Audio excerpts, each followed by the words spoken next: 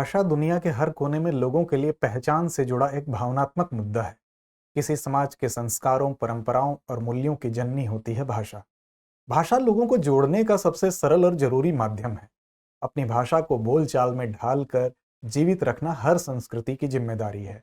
और इसी जिम्मेदारी निर्वहन के क्रम में 14 सितंबर को भारत द्वारा भी अपनी राष्ट्रभाषा, बोलचाल की भाषा में राष्ट्रभाषा को जीवित रखने के लिए हिंदी दिवस के रूप में मनाया जाता है।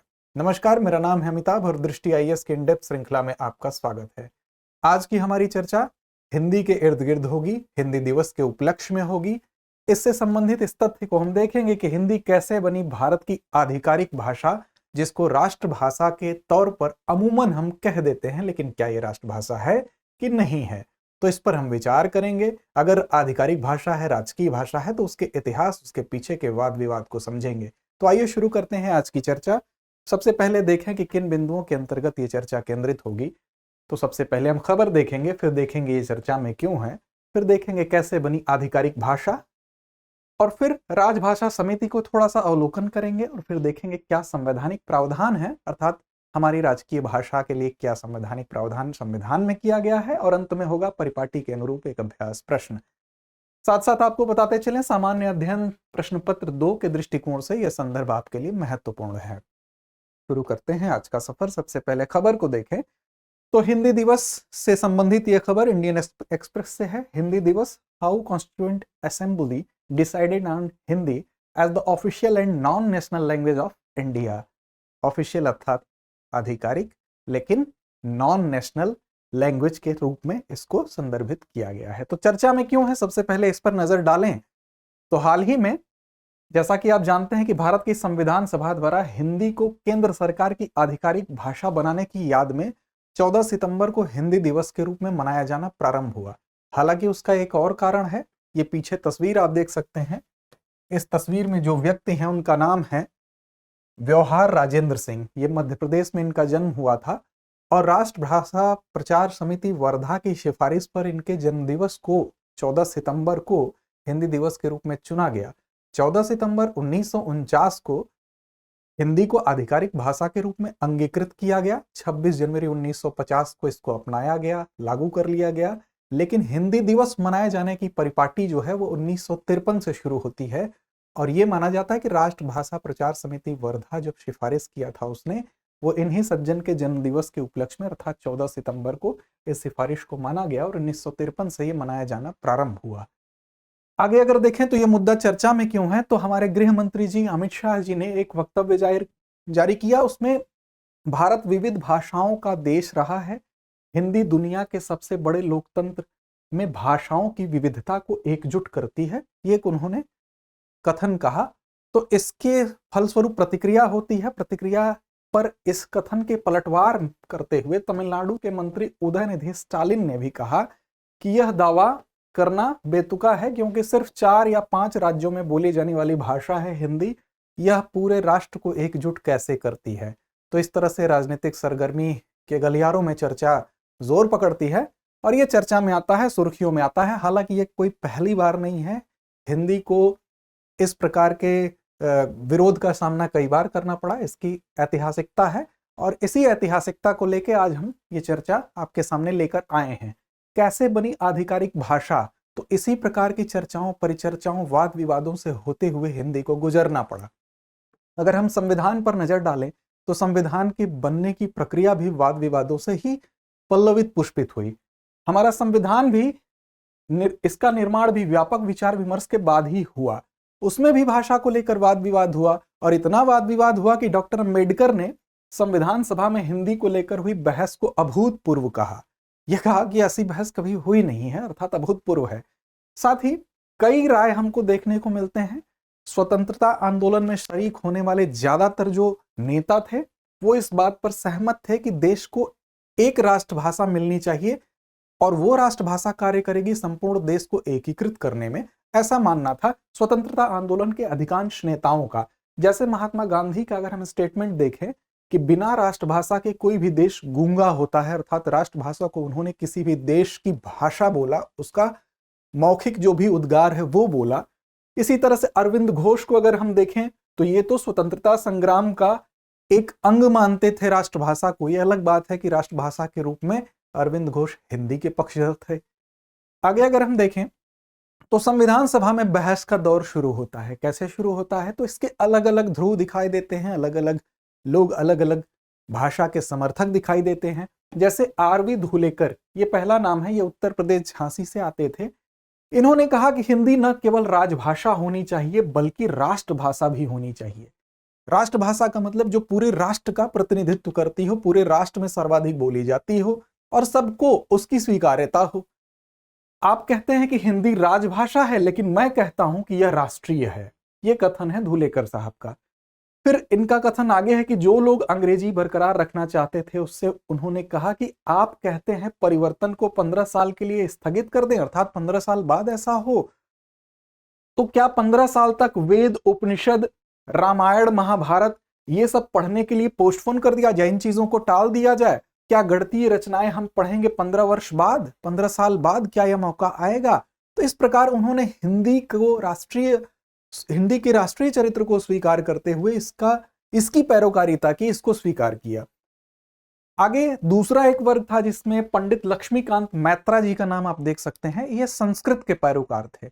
इनका कहना था कि हमारे देश की जो सबसे प्राचीनतम भाषा है, हम उसकी गरिमा को क्यों धूमिल कर रहे हैं, हमें संस्कृत को अपनाना चाहिए। और इन्होंने अपना तर्क दिया कि अगर आज भारत को 1000 वर्षों बाद अपना भाग्य लिखने का मौका मिलता है तो क्यों ना हम अपनी प्राचीनतम भाषा को अपनाएं। ऐसा कहते हुए उन्होंने हिंदी के विरोध में भी कुछ तर्क प्रस्तुत किए। उन्होंने कहा कि गैर हिंदी भाषी क्षेत्रों में हिंदी को के दृष्टिकोण से हिंदी समझने के लिए, उनको उसमें सहज बनाने के लिए हमें प्रशिक्षण की आवश्यकता पड़ेगी और बड़ी मात्रा में अध्यापक शिक्षक की आवश्यकता पड़ेगी। यह संभव नहीं होगा। साथ ही हिंदी का अगर हम चाहते हैं कि हजारों लाखों युवाओं को हिंदी में प्रशिक्षित करें तो आपको बहुत बड़े मात्रा पर शिक्षक, उसके लिए साहित्य, उसके लिए आपको विस्तृत मुद्रण मशीनरी, किताबें, ग्रंथ, ये सब जुटाना पड़ेगा। और इस लिहाज से वो कहते थे, संस्कृत के बड़े पैरोकार थे। एक अन्य वर्ग में अगर देखें तो अंग्रेजी के भी समर्थक थे। फ्रैंक एंथोनी ये कहते थे, मध्य प्रांत और बरार से आते थे। ये कहते थे कि मैं खेद के साथ कहने के लिए बाध्य हूं कि अंग्रेजों के प्रति जो दुर्भावनापूर्ण, प्रतिशोधपूर्ण रवैया आपका है वो रखिए, लेकिन अंग्रेजी के प्रति न रखिए। इनका ये कहना था कि 200 वर्षों के शासनकाल में अंग्रेजों ने हमें एक उपहार दिया है और वो दिया है अंग्रेजी भाषा। इस प्रकार इनके वक्तव्यों से स्पष्ट होता है कि ये कैसे फ्रैंक एंथोनी साहब कैसे अंग्रेजी की तरफ दारी कर रहे थे। आगे अगर देखा जाए तो एक अन्य नाम है काजी सैयद कमरुद्दीन। ये हिंदुस्तानी भाषा अर्थात ये दो भाषाओं का मिला जुला स्वरूप। कौन सी भाषा है? तो हिंदुस्तानी में हिंदी अर्थात देवनागरी वाली हिंदी और उर्दू दोनों को सम्मिलित करते हुए इसको हिंदुस्तानी भाषा नाम दिया गया। इनका कथन हम देखते हैं। ये कहते हैं कि मैं कहता हूं केवल उसी भाषा को राष्ट्रीय भाषा बनाया जाना चाहिए जिसमें हिंदू और मुस्लिम दोनों आसानी से अपनी बात रखते हैं और अपने विचारों का आदान प्रदान करते हैं और जो आपसी मेलजोल से विकसित हुई है, यानी हिंदुस्तानी अर्थात हिंदी उर्दू दोनों को मिला के जो भाषा है, उसका समर्थक वर्ग ये था काजी सैयद कमरुद्दीन जिसका प्रतिनिधित्व कर रहे थे। आगे देखें तो टी.ए. रामलिंगन चेट्टियार जो मद्रास से आते थे। वस्तुतः मद्रास या दक्षिण भारत में हिंदी का विरोध शुरू से रहा है। ये कहते हैं कि हिंदी को केवल इसलिए स्वीकार्य नहीं किया जा सकता कि जैसा हिंदी के पैरोकार कहते हैं कि वो सर्वश्रेष्ठ भाषा है, उसकी सर्वश्रेष्ठता इसका आधार नहीं है, बल्कि सर्वाधिक लोगों द्वारा इसको बोला जाना ही एकमात्र आधार है, अर्थात बहुमत उसके साथ है।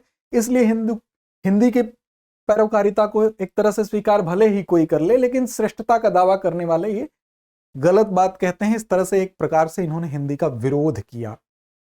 आगे अगर हम देखें तो इसी के बाद मुंशी आयंगर फार्मूला दिया गया। वस्तुतः 16 लोगों की एक समिति थी जिसमें मुंशी और गोपाला स्वामी आयंगर और के.एम. मुंशी 2 लोगों की महती भूमिका थी।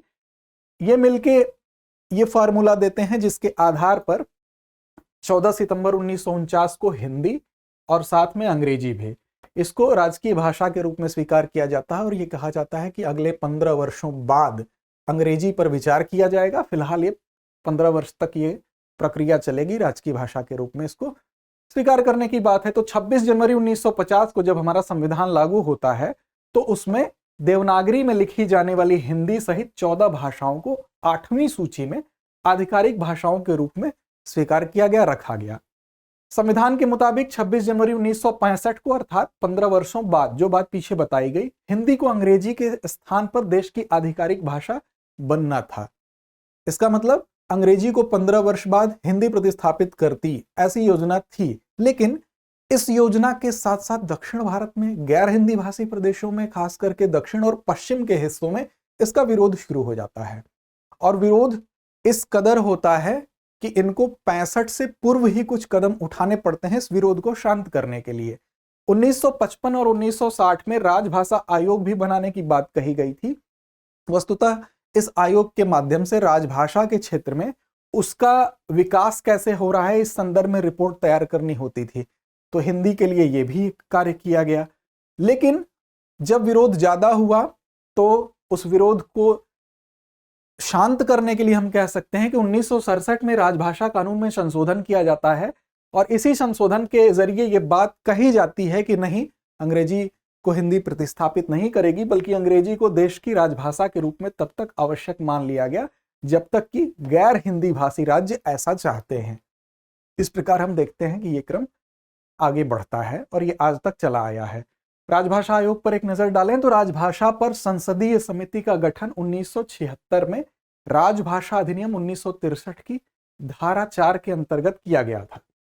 संविधान के अनुच्छेद 351 द्वारा अनिवार्य रूप से हिंदी के सक्रिय प्रचार के साथ आधिकारिक संचार में हिंदी के उपयोग की समीक्षा और प्रचार के लिए राजभाषा समिति का गठन किया गया।